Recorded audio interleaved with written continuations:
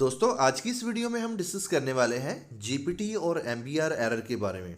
जब भी हम माइक्रोसॉफ्ट विंडोज़ को इंस्टॉल करते हैं तो हमें ये एरर देखने को मिलता है। जैसे ही हम अपनी पार्टीशन को डिलीट करते हैं या फॉर्मेट करते हैं तो हम अपनी माइक्रोसॉफ्ट विंडोज़ को इंस्टॉल नहीं कर पाते। तो किस तरह इस एरर को सॉल्व कर सकते हैं? ओके करेंगे।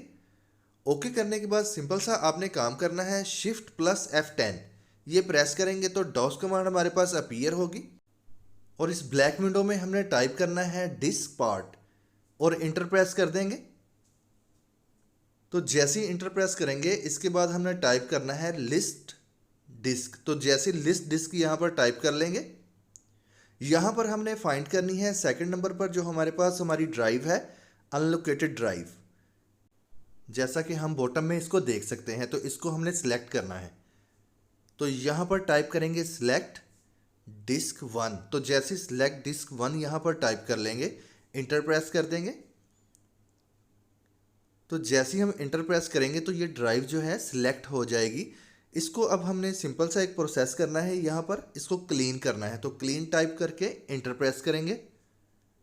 तो जैसे ही इंटर प्रेस करेंगे इसके बाद जो नेक्स्ट स्टेप है, यहाँ पर अब हमने टाइप करना है एमबीआर यानी कि कन्वर्ट एमबीआर या कन्वर्ट जीपीटी। तो दोनों ही मेथड आप करके देख सकते हैं। तो जैसे ये कर लेंगे इसके बाद हमने कन्वर्ट जीपीटी टाइप करके एग्ज़िट कर देंगे। तो जैसे ही हम एग्ज़िट करेंगे इसके बाद फिर हमने एक दफ़ा एग्ज़िट करना है।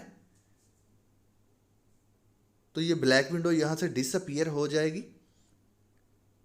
इस प्रोसेस को करने के बाद आपने क्या करना है, सिंपल अपने पीसी को रीस्टार्ट करना है और फ्लैश ड्राइव को निकालना है। निकालने के बाद दोबारा रीबूट करना है। तो जैसे ही हम रीबूट करेंगे इससे क्या होगा, हम माइक्रोसॉफ्ट विंडोज़ 10 को या विंडोज़ 11 को दोबारा री इंस्टॉल कर सकेंगे।